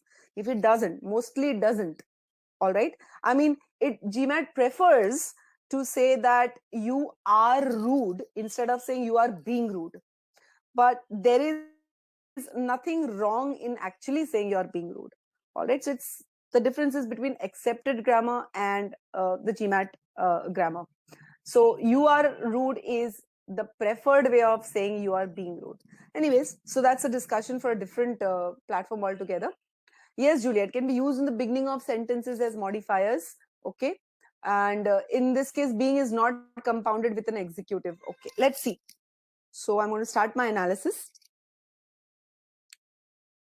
Heavy commitment. So here clearly the noun is commitment. And what type of commitment? Heavy commitment. Heavy commitment by an executive to a course of action. So notice here, by an executive is modifying heavy commitment, and to a course of action is also modifying heavy commitment. So here you have two prepositional phrases back to back modifying the same noun, and this is perfectly acceptable as such. Okay, nothing wrong with this. Earlier also we saw this, remember, the including question, where the including could be referring to actors and it could be referring to generations. So here very clearly a course of action is referring to commitment. Doesn't make sense that to a course of action is referring to executive. So both by an executive to a course of action, both are referring to heavy commitment. All right, so heavy commitment, especially if it has worked well in the past. So here we have a clause within commas. All right, what is this clause telling us? It is giving us extra information about the heavy commitment. Because over here the it seems to refer to it refer to heavy commitment, but what has worked in the past, it makes sense to say course of action has worked in the past. Makes more sense, right? So are we saying that heavy commitment by an executive to a course of action, and especially if this course of action or this type of course of action, either ways, has worked well in the past, all right, makes it likely. So now makes is a verb, correct? So I ask myself, what is the subject? Remember the golden rule. So earlier I think one of you were asking was asking what are the golden rules. So golden rules ask us that if you see a verb, okay, immediately you ask yourself what is the subject. You ask yourself, does your verb agree in number with the subject? And then you ask yourself, does your verb agree in number and agree in logic with the subject? So here we'll ask the question, what makes? And the answer that we will get is heavy commitment makes. Okay, remember this, especially if it has worked well in the past, is a kind of phrase within two commas. Sorry, it's a clause within two commas. So we can say that it's a non-essential part of your sentence. The essential part, therefore, is heavy commitment makes. All right, so subject verb agrees in number. So this is fine, this is fine. All right. It likely, makes it likely. Now I ask myself, makes what likely? I don't have an answer to that. Let me look ahead. Makes something likely. Makes it likely to miss. Now, is this it somebody who is going to miss the signs? That makes no sense. Makes it likely to miss signs. Who will miss the signs? The heavy commitment will miss the signs, or who else will make the signs miss the signs? We don't know. And clearly here we want somebody is going to miss the signs, right? So it needs to refer to a noun, and it is not. So therefore it is definitely incorrect. All right. Makes it likely to miss signs. So heavy commitment by an executive. If the commitment is by the executive and the commitment is responsible for making somebody miss signs, it has likely got to be the executive who is going to miss signs. Correct? So if an executive is committed heavily to a course of action, then it is likely that the executive might miss signs of incipient. Incipient means brewing or starting to happen trouble, or misinterpret them. The them here refers to what? So it probably refers to signs. So either the executive is going to miss the signs of trouble or might misinterpret them because the executive is heavily committed. So I'm getting the feel of cause effect. Heavy commitment causes the executive to miss signs. Okay. When they do appear, so when will the executive miss the signs? When these signs do appear. So I get the meaning, but I know that definitely the construction is wrong. Okay, that makes it likely to miss signs. It's like saying some alien is going to miss signs. Okay, so heavy commitment of an executive towards a course of action is likely to make the executive do something, especially if that type of course of action has been successful in the past. So what is the executive going to do? Something. The commitment is likely to make the executive miss signs of trouble or misinterpret these signs. Okay, that's the intended meaning. And let me quickly pop and see how many of you all marked what. 1 second. Okay. All right.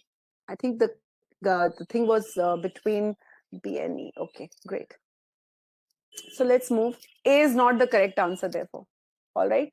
Because we are saying heavy commitment makes it likely to miss signs. We don't know who is going to miss the signs. Okay. Let's go to B. Now I've got the meaning, and each of the sentences is constructed. Each of the choices is constructed very differently. So I've got to reread the whole thing, not just read one part and finish it off. Here there's a complete change. An executive, okay, who is heavily committed to a course of action. Now remember, this is a modifier. And the moment you turn heavily committed to a course of action into a modifier, it stops being the cause. So you're saying an executive who is committed to a course of action, especially one refers to this particular type of course of action, especially a course of action that worked well in the past, makes. So an executive makes missing signs. What does that mean? How can an executive make missing signs? Is the executive producing the signs? The idea was the executive will miss the sign of trouble. The executive will not make the sign. All right. The executive will miss the sign of trouble. The executive is not going to make the sign of trouble. Or misinterpreting ones. Ones will probably refer to signs. Likely when they do appear. Total change in the sentence.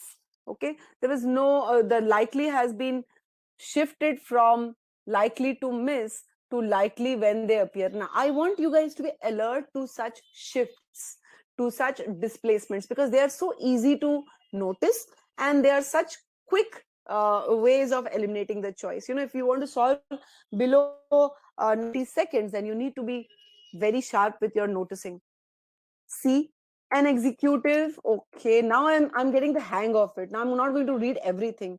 An executive who is heavily committed to a course of action is likely to miss, okay, or misinterpret signs of trouble when they do appear. So I'm okay so far, okay? Especially if now this it could refer to trouble as well, because that's the nearest, especially if it has worked well in the past. So what has worked well in the past? Misinterpreting the trouble or missing the sign, or the trouble has worked well in the past. C is absurd. D, executives. Now understand what this means, okay? Executives means belonging to executives. So what we are saying is belonging to executives, heavily committed to a course of. So belonging to executives being heavily committed, that doesn't make sense by itself. Makes them. So this executives being heavily committed makes them. Them who? Now remember, executives is not a noun, it's a possessive noun. And the pronoun cannot refer to the possessive case of a noun. You should have the word executives without the apostrophe in order to refer to them, to the executives as them.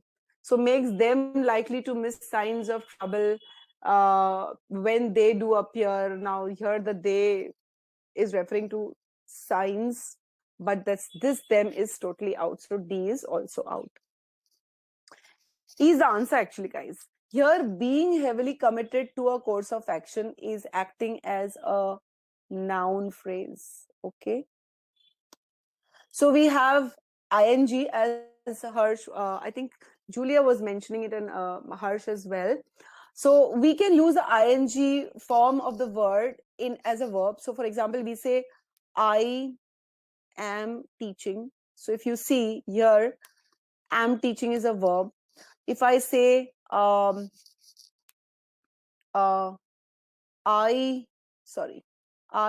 use the laptop as a teaching tool. Here you see teaching is an adjective or modifier, as you call it. And if I say teaching is my passion, then teaching is a noun.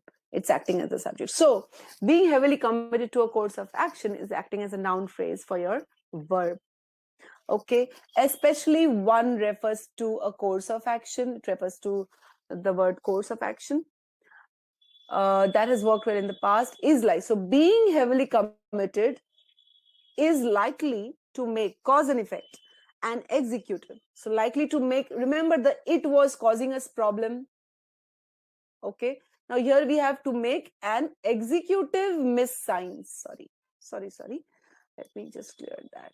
An executive miss signs, an executive misinterpret them. Therefore, E is correct.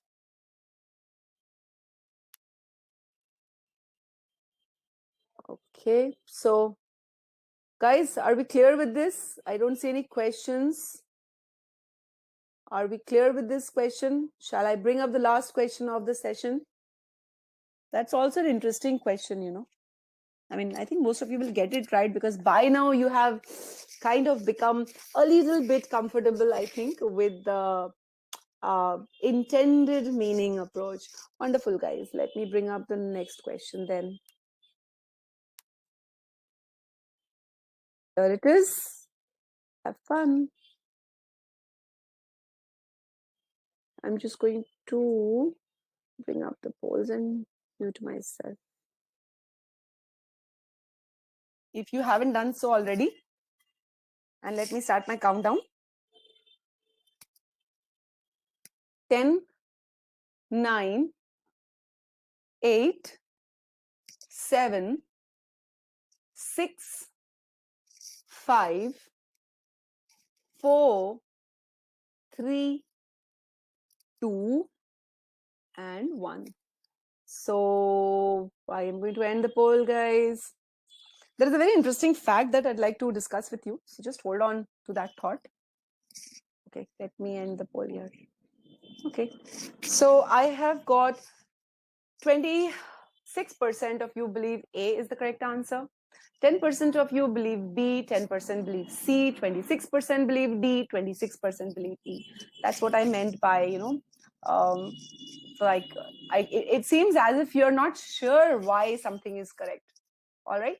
Now, more often than not, we're always told that, you cannot have a subject in a prepositional phrase, which is correct. But you also have to understand the meaning of something. And at GMAT Whiz, we always teach you things through logic. Instead of going by pure rules, we teach you to learn how to apply the rules with that logic. So for example, when I was discussing with you so and that, so I tried to explain to you why the that should be there, because the so is saying such an extent that. All right. So similarly, in this question, there's a logic thing there, and that is why the correct choice is correct. Okay, let me just go ahead with the discussion, guys. So just bear with me, and I'm going to share the links with you once again towards the end. So just stay with me. Now let's start reading. By skimming along the top of the atmosphere. Now, when I read this, I know that this is a prepositional phrase. It is starting with a preposition by. Okay. So clearly, this could modify a noun or a verb, right? If it is modifying a noun, the noun should come right here.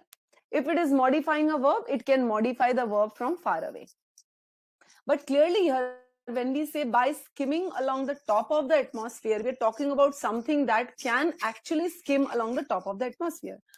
And then let's see, a proposed new style of aircraft. Now, the moment I see a proposed new style of aircraft, I say, oh my God, by skimming cannot modify a proposed new style. Now, please understand, a proposed new style is just a modifier for aircraft, right? In this case, your noun is coming after the modifier. So what you're really saying is, by skimming, and this is interesting, guys, by skimming something, comma, okay, a new aircraft. This is what we are saying.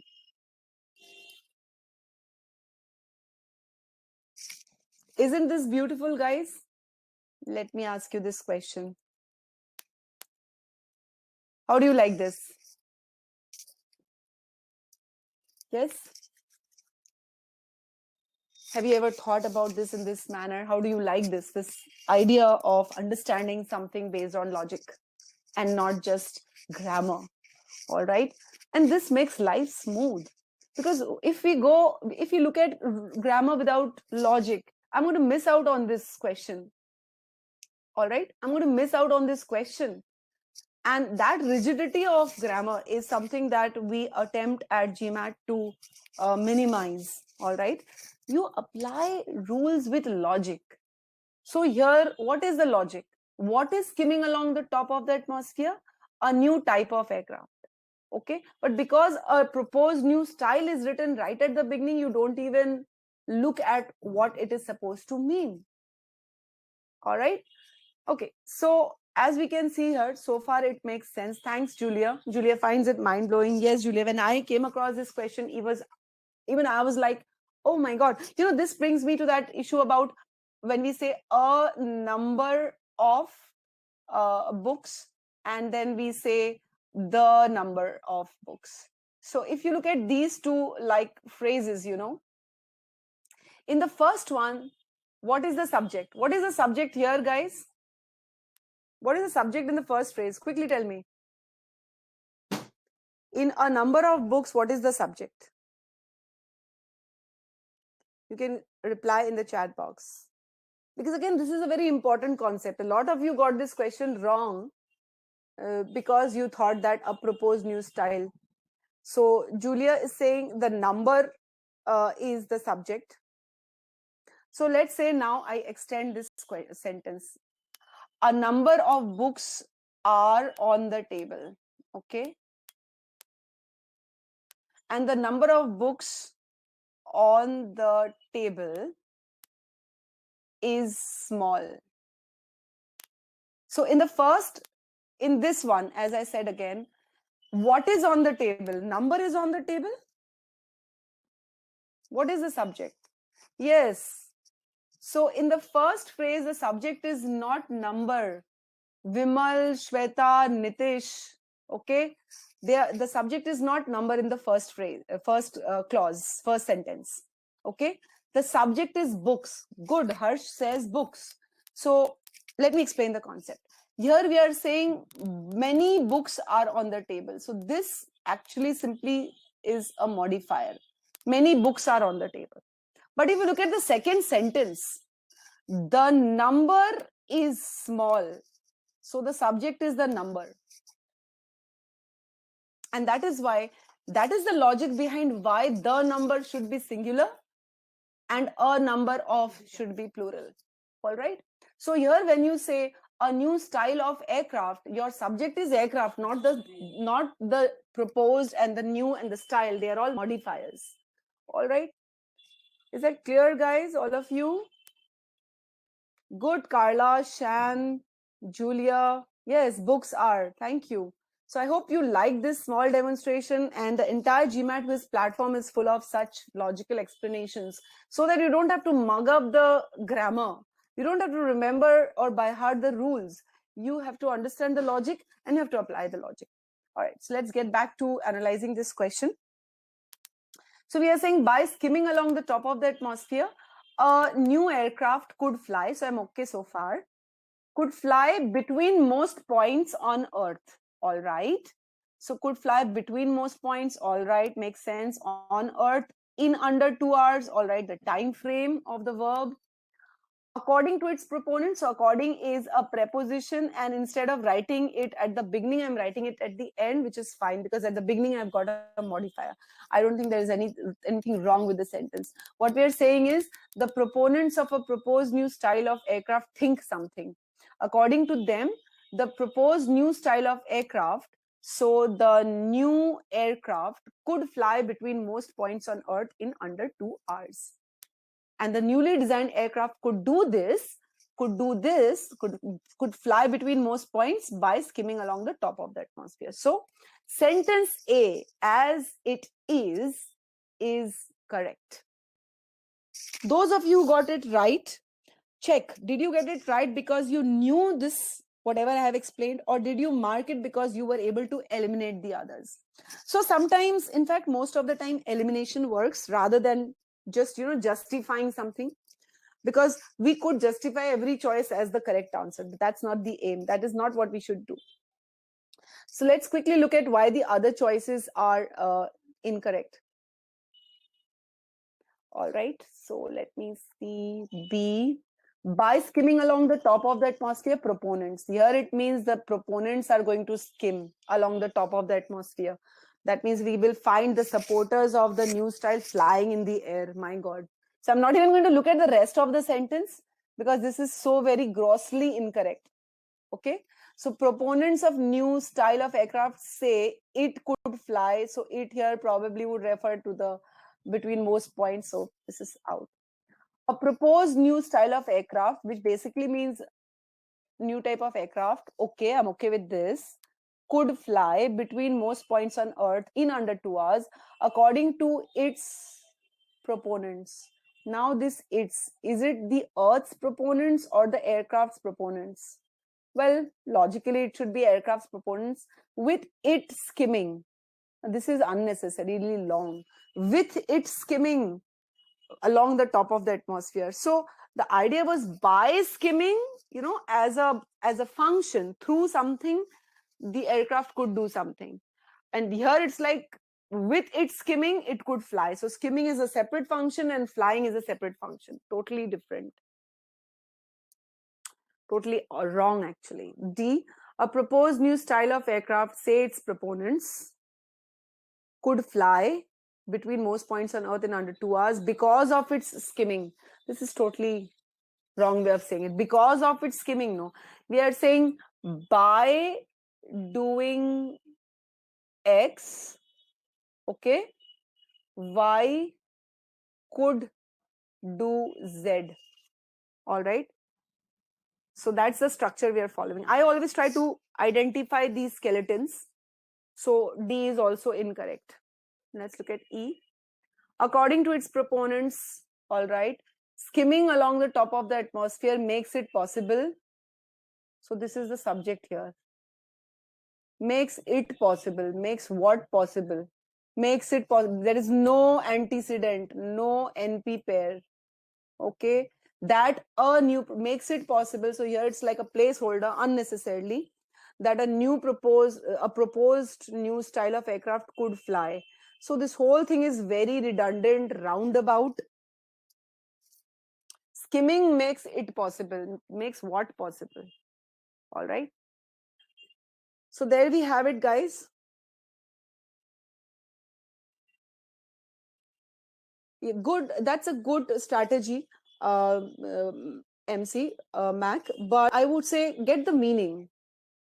It's so in A, it's refers to. Let's go back to A. Okay, when you say its proponents, according to its proponents, is a prepositional phrase, right?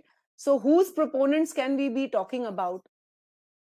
Logically, we can only talk about the aircraft's proponents. What would you mean by Earth's proponents? See, think about the logic of the sentence. There is this new aircraft, so you would have supporters of this new style. You would have people who don't support the new style. So according to the supporters, this new aircraft can do this. The other thing is in GMAT questions, GMAT SC questions, noun ambiguity is still a big issue. You'll see lots of questions on GMAT Club where people are asking questions about the noun ambiguity. So Nitish, in D, a proposed new style of aircraft could fly between points under this because of its skimming. This part is totally awkward. Do we say like this, that the footballer can score goals because of his playing well? We don't say like that, right? Because we say because he plays well. Okay. So because it can skim along the top of the atmosphere. So because of its skimming is incorrect. We are talking about what the player can do, and because of that, what can happen. So we're talking about what the new style of aircraft can do and what can happen because of that. So it's a very awkward construction. So Aditya, it's not that the pronoun will always refer to the nearest noun. That's the wrong logic to have, Aditya, okay?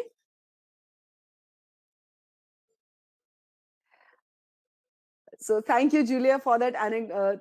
She's saying it is totally different. No, it is totally wrong. Yes, it is hilarious, Julia. It is, if you look at that particular choice that you're referring to. So guys, that's the end of the session. There's a small request. I would like you guys to tell me how you like this session. And at the same time, let me bring up a very quick poll for you to answer. In the meantime, if you have any questions related to your preparation, verbal preparation, you can ask me. All right. In the meantime, let me just give you the poll. And any other feedback that you have on how we can improve this session further. Do remember that we have a series of 20 webinars, and this is just the second one of them. Okay, just a minute, give me. Let me bring up the poll for you guys, and let me, in the meantime, also look at your questions. Just a minute. So remember to tune in every Saturday and Sunday at 7 p.m. IST, okay, and 1:30 p.m. GMT. All right, that's every Saturday and Sunday. You can reserve. Alternatively, I'm going to resend the link on which you can register so that you get notifications for the webinars. You're welcome, Pooja. So the first one was on a strategy, Harsh. And if you register, I think you'll be able to access the recording of that particular one. Thank you so much, Julia. So I'm so, okay, that's wonderful. So Julia herself is a teacher of English, and she says that this session was a mind-blowing session. It was an eye-opener for something. That was very nice, Julia, exchanging notes with you. Gustavo found it a very good session. You're welcome, Gustavo. Naren, thank you. Okay, Julia liked it. Thank you, Julia. Thank you. So I'm so glad. You're welcome, Sarah. Um, that's wonderful to see. So any other questions you have, guys? Anything related to how you have prepared, all right, or how you want to go ahead with your preparation? So once again, let me repeat uh, that every weekend from this weekend onwards, we are going to hold webinars on Saturday and Sunday, 7 p.m. IST and 1:30 p.m. GMT. All right. And the webinars will be alternately about strategy, quant, and verbal areas. We'll be covering all areas of quant and verbal, as well as strategy sessions. You're welcome, Solomon. So, Nitish, yes, a lot of the OG question explanations are already there, and we are trying to make more solutions to those. In fact, by the time you reach the OGs, you will have got the detailed solutions to every question on the platform, and you will be very well versed in understanding that. So, Shweta, the steps that you need to follow, okay, depends on what your goals are, how much time you're going to give, where you're starting at, have you prepared before or not. Ideally, there is a particular sequence. You should start with sentence correction, master the art of solving the sentence through the meaning based approach, then move to the CR questions where you can apply the meaning based approach as well, and then move to RC. So that is how we teach sequentially. You're welcome, Vimal. I am happy that you liked the session. Thank you. You're welcome, Harsh.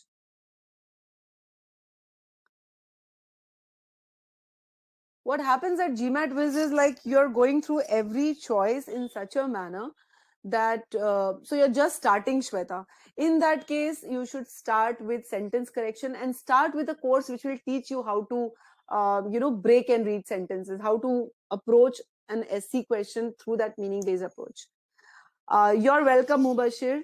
I'm so glad that you liked the experience. Thank you for your blessings. God bless you all too. That was nice. Nitish says he learned new things. Wonderful.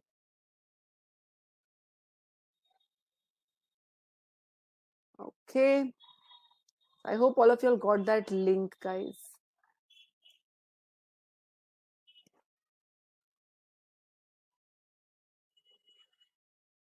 Any other questions? If you have, I'm there. Anything else that is related to your preparation or it confuses you or anything?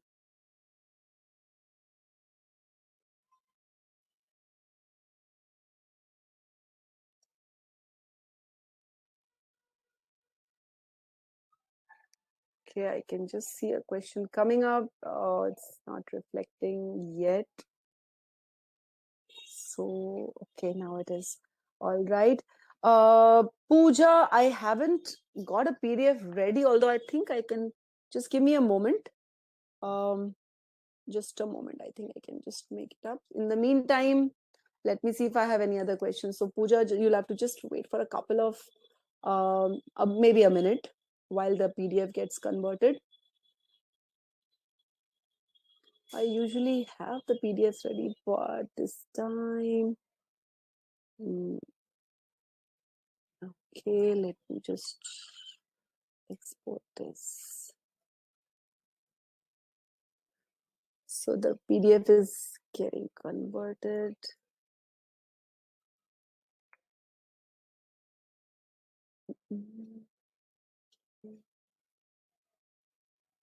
Just give me a moment. I'm going to start sharing the PDF with you guys. So you'll have to just Give me the time to do it. All right, here it is. Okay, in the meantime, Shweta says, before SE, shall I start with basic grammar? Like you said, modifier. So, Shweta, the thing with GMAT SE is you need to know some things and not everything. Like grammar is vast. So I would say you start with a course where it will teach you everything from the basics. All right.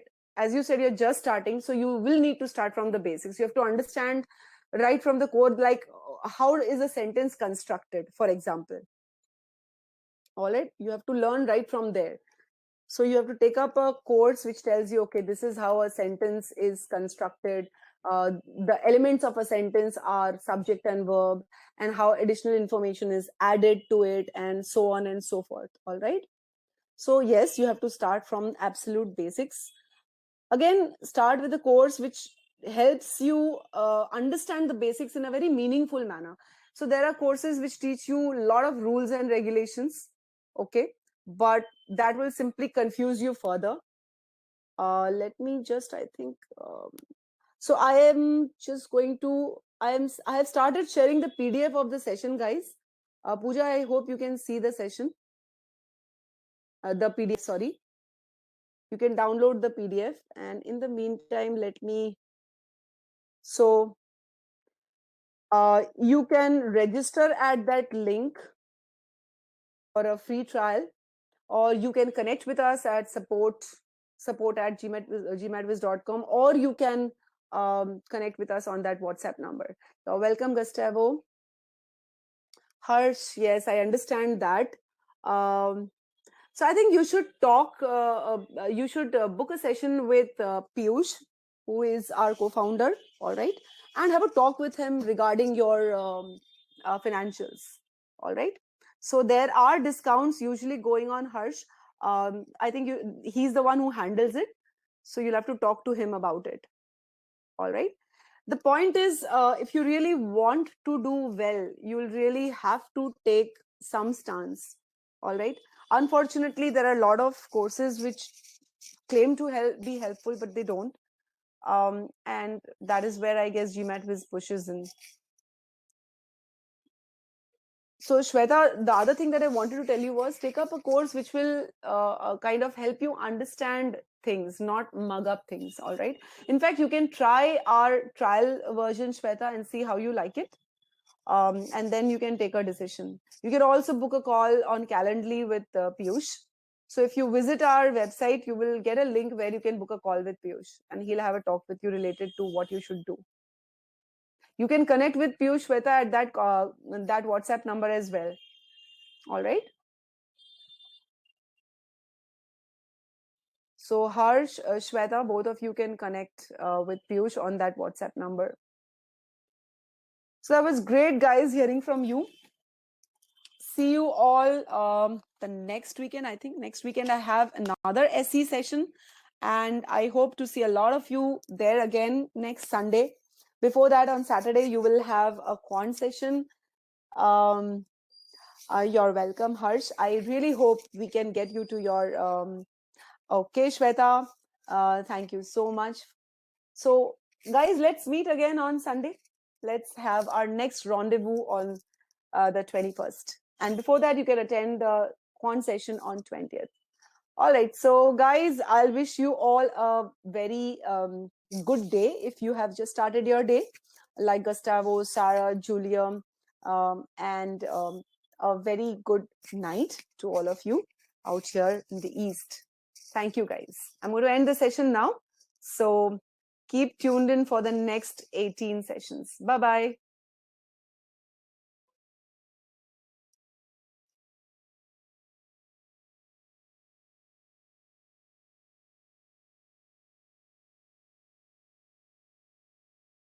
All right, my test is closed by how many hours?